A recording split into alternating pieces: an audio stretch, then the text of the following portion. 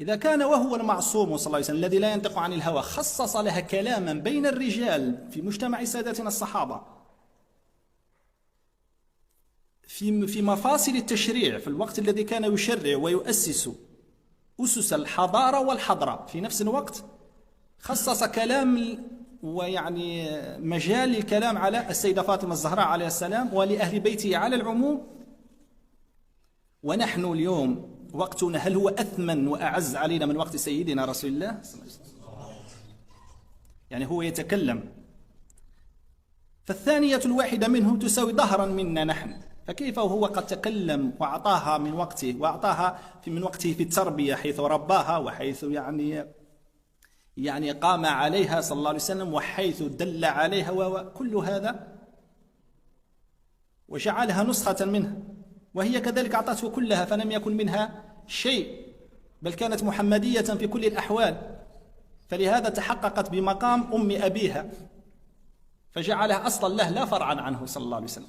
لم يقل بنت أبيها بأنها يعني بنت على الحق، بل قال أم أبيها، ونحن نعلم بأن كل واحد، كل رجل عظيم من ورائه امرأة، فكأنه صلى الله عليه وسلم يقول هذه هي المرأة التي أستند إليها. وهذا قلب التشبيه. نعم، نعلم بأن السيدة فاطمة هي التي استندت على سيدنا رسول الله، ولكن يريد منا نحن أن نفقه شيء مع هذا كل، ولم نفقه، ولا زلنا حينما تأتي مناسبة من العام إلى العام نتكلم عن فضائل السيدة فاطمة لنجعل أسوة لنسائنا يقتدين بها ويتعلقن بها، في الوقت الذي تعلقت قلوب نسائنا بالفنانات وبكذا وبالموضة، يقول لك لا يتعلقن بها. ائتي بالبديل. إذا لم يتعلق نسائنا بها، هل عندك بديل؟ يعني بديل النساء يعني المجون ذوك لا شيء، مجرد حضارة ومجرد ثقافة. فإذا جئنا إلى السيدة فاطمة تصير بدعة ويصير تشيع ويصير، دعك من التطرفين وامشي مع الوسط. من قبل أن تأتي الطائفية عندنا القرآن والسنة، القرآن والسنة ها هو، قل لا أسألكم عليه أجرا إلا المودة في القربى، وأم القرابة هي السيدة فاطمة. كل آية جاءت في أهل البيت فأمها هي السيدة فاطمة، هي من باب أولى في كل الأحوال. وهكذا كل حديث قاله المعصوم صلى الله عليه وسلم، فكيف إذا زاد وخصصها صلى الله عليه وآله وسلم وأولها أهمية؟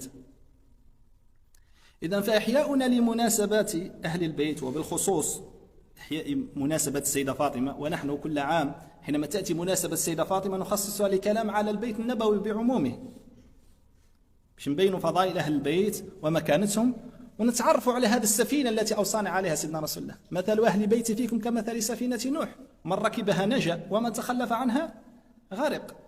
أين ينجى وأين يغرق؟ وفي بحر خضم، هذا البحر تاع الدنيا هذا، وتاع الفتن وتاع الأزمات. ونحن اليوم أحوج ما نكون إلى هذه السفينة وإلى نجوم الاهتداء في الظلماء، وهم أهل البيت ساداتنا. إذا اختلفنا نحن عن فروع أهل البيت، إذا جبت لك أي شريف تقول لي هذا الشريف عاصي، هذا مبتدع، هذا شيعي، هذا كذا، الذين لا يختلف عليهم البتة هم أهل الكساء. هل السيدة فاطمة عليه السلام كانت شيعية؟ هل سيدنا علي كان مبتدعا؟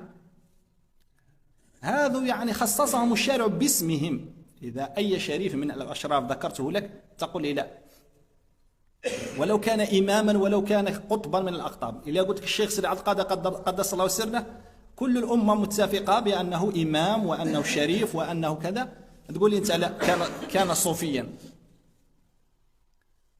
نقول لك سيدي السيدة فاطمة عليه السلام وسيدنا علي وسيدنا الحسن وسيدنا الحسين، النص